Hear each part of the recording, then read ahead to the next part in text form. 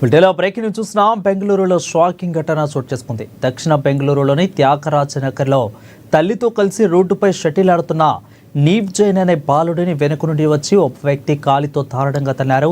ఇక తర్వాత అక్కడి నుంచి ఏమీ తెలియనట్టు వెళ్ళిపోయాడు. ఘటన జరిగిన సమయంలో బాలుడి తల్లి దీపికా జైన్, బాలుడి సోదరి కూడా ఉన్నారు.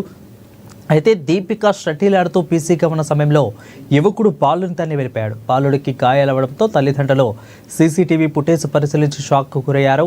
ఇక విషయంలో వీడియోలో యువకుడు చాలా బలంగా తినట్టు కనిపిస్తుంది. వీడియో వైరల్ అవ్వడంతో పోలీసులు కేసు నమోదు చేసుకుని విచారణ ప్రారంభించారు. ఇక దాడి చేసిన వ్యక్తి రంజన్గా గుర్తించారు. అతన్ని అరెస్టు చేసి జ్యుడిషియల్ కస్టడీకి తరలించారు. ప్రాథమిక విచారణలో అతని మానసిక పరిస్థితి సరిగా లేదని పోలీసులు తెలిపారు. ఇక బాలుడికి ముఖం, కాళ్ళు, చేతులకు గాయాలవ్వడంతో ఆసుపత్రిలో చేర్పించి చికిత్స అందిస్తున్నారు.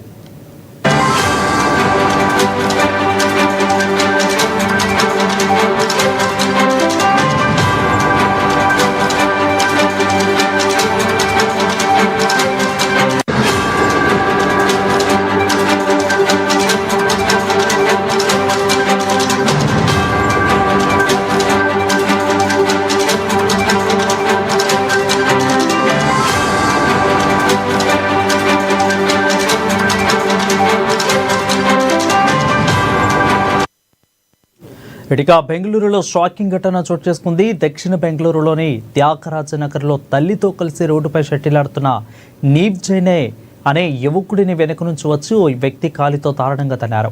ఇక తర్వాత అక్కడి నుంచి ఏమీ తెలియనట్లు వెళ్ళిపోయాడు.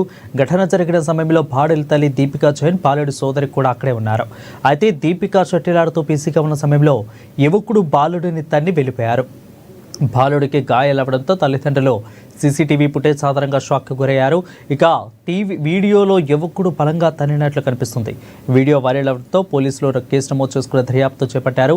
అధిక దాడి చేసిన వ్యక్తి రంజన్గా గుర్తించాడు. అతన్ని అరెస్టు చేసి జ్యుడిషియల్ కస్టడీకి తరలించారు. ప్రాథమిక విచారణలో అతడి మానసిక పరిస్థితి స్థిరంగా లేదని పోలీసులు తెలిపారు. బాలుడికి ముఖం, కాళ్ళు, చేతులకు గాయాలవ్వడంతో ఆసుపత్రిలో చేర్పించి చికిత్స అందిస్తున్నారు.